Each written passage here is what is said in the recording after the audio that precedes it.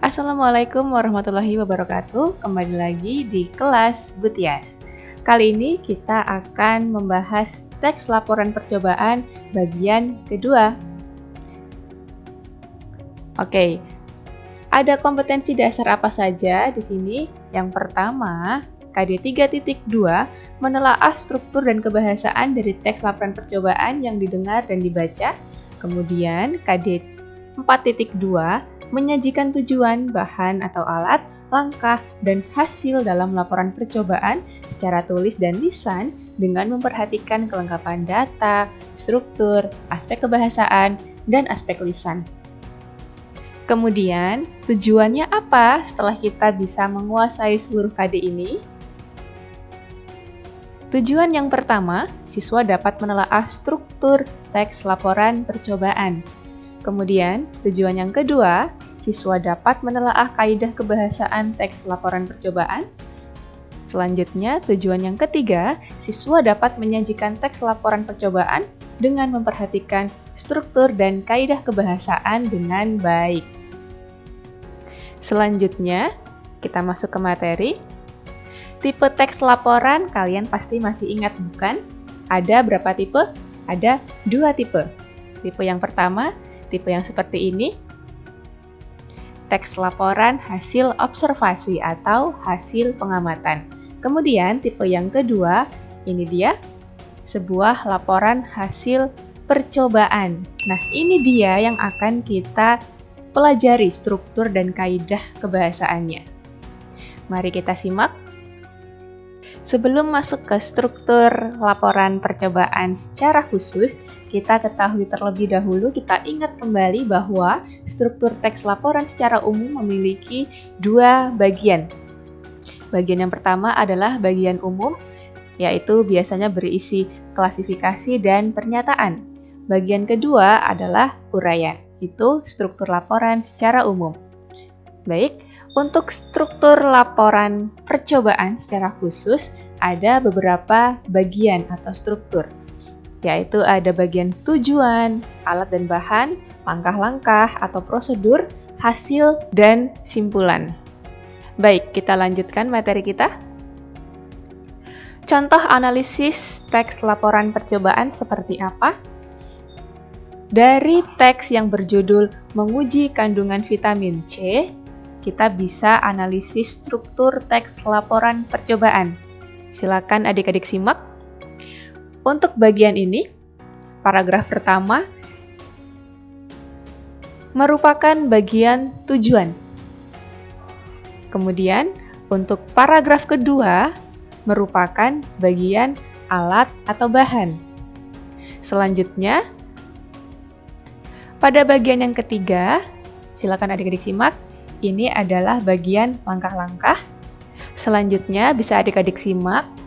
Pada paragraf selanjutnya, ini merupakan bagian hasil. Pada paragraf terakhir, ini adalah simpulan. Itu dia contoh analisis teks laporan percobaan.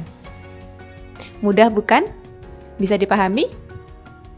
Baik, kita lanjutkan materi kita. Kaidah kebahasaan teks laporan percobaan ada apa saja? Baik, yang pertama, istilah teknis atau ilmiah. Istilah teknis atau ilmiah ini berkaitan dengan bidang ilmu. Contohnya, kurkumin, antioksidan, amilum iodida. Ini adalah kata-kata teknis atau ilmiah yang digunakan dalam sebuah laporan percobaan. Kemudian, kaidah kebahasaan yang kedua, menggunakan kata yang menunjukkan urutan kegiatan. Contohnya, menggunakan kata kemudian, sebelumnya, lalu. Ya, itu adalah kata-kata atau konjungsi yang menunjukkan urutan kegiatan. Kemudian, kaidah kebahasaan yang ketiga, kalimat perintah atau imperatif. Contohnya seperti apa? Ini dia. Ambillah 3 tabung reaksi dan beri label bahan-bahan makanan yang akan diuji. Ambillah. Ini merupakan kata perintah. Ketika disusun menjadi sebuah kalimat, jadilah dia kalimat perintah atau imperatif. Bisa dipahami? Kita lanjut ke kaidah kebahasaan yang keempat. Terdapat kata benda atau frasa benda. Contoh kata benda atau nomina: kulit, vitamin, sayuran, dan sebagainya.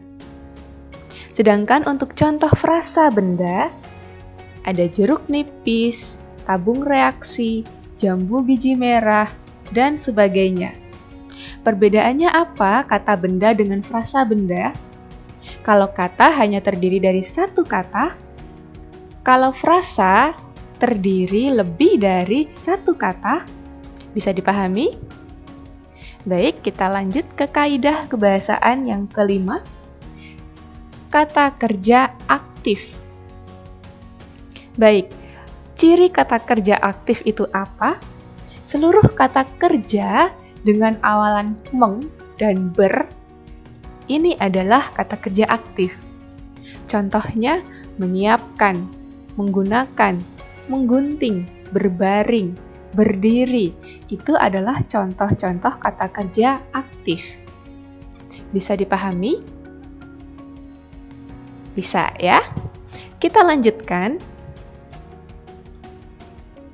Menyusun dan menyajikan teks laporan percobaan, bagaimana caranya? Yang pertama, kita perlu menuliskan judul percobaan yang dilakukan. Contohnya tadi, menguji kandungan vitamin C. Kemudian, langkah yang kedua, kita perlu menulis pengantar yang menjelaskan tujuan. Ini biasanya ada di paragraf pertama. Baik, bisa dipahami? Langkah yang ketiga, menghimpun alat dan bahan. Misalnya kita memerlukan tabung reaksi, kita memerlukan pipet, dan sebagainya. Selanjutnya, langkah yang keempat, menuliskan langkah-langkah percobaan. Secara berurutan tentunya ya. Kemudian, langkah yang kelima, menuliskan hasil percobaan. Setelah kita melakukan percobaan, pasti ada yang namanya hasil percobaan. Kemudian yang keenam, membuat simpulan. Ini berada pada bagian paling akhir. Baik, itu dia langkah-langkah dalam menyusun dan menyajikan teks laporan percobaan. Kalau adik-adik ada pertanyaan, silahkan cantumkan saja pada kolom komentar YouTube ini. Ibu ucapkan selamat belajar, jangan lupa jaga kesehatan dan stamina tubuh agar terhindar dari berbagai macam penyakit. Semangat, sukses selalu. Sekian, wassalamualaikum warahmatullahi wabarakatuh.